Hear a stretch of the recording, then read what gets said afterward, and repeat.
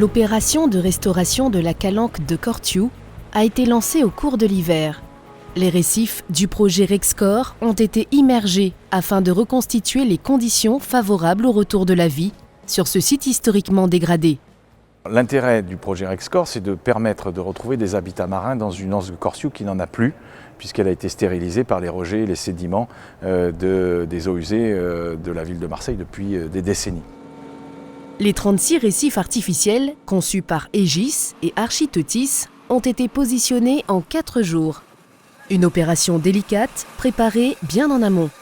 C'est un des points importants de la vie du récif que de cette partie manutention, levage, immersion. C'est-à-dire qu'un récif va être soumis là à des efforts qui souvent sont les plus contraignants et qui amènent un dimensionnement particulier qu'il faut surtout bien prendre en compte au bon moment. Donc on va lever ces récifs, les positionner de manière assez précise et à l'aide des scaphandriers faire en sorte de vérifier qu'on a bien obtenu les positionnements de chaque récif dans les endroits, les localisations prévues. Ok, on fait descendre le récif. Descends.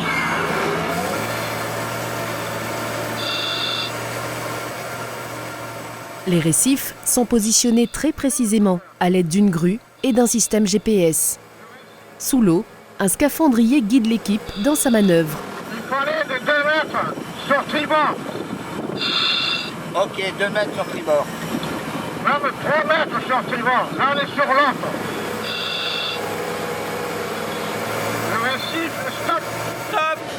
Stoppé. Ne descend pas plus, hein. Ok, on descend pas plus. C'est un projet expérimental de recherche et d'innovation et il est innovant dans l'approche biomimétique qui a été recherchée pour développer les récifs artificiels, mais aussi dans les matériaux qui ont été utilisés. Ce ne sont pas des bétons standards, ce sont des bétons poreux, des bétons rugueux qui visent à améliorer les fonctions écologiques sur le substrat.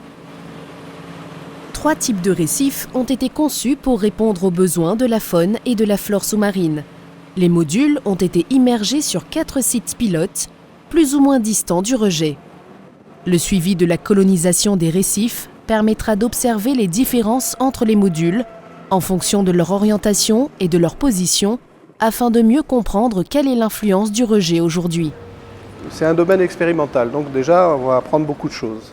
Savoir si ça marche pas, il est probable que ça marche, je pense que ça va marcher. Et à partir de ce moment-là, on pourra déterminer une politique de réhabilitation des fonds sous-marins chaque fois qu'il y a une station d'épuration qui rejette de l'eau dans la mer. La mise en place de récifs artificiels au droit d'un émissaire est une première à cette échelle. Le fait de faire de l'assainissement, ça fait quand même des décennies qu'on y travaille.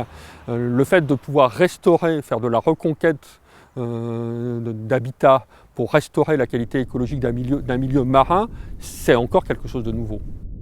L'amélioration constante de la qualité de l'eau rejetée et l'installation de ces récifs artificiels permettent aujourd'hui d'envisager le retour de la vie dans la calanque de Cortiou.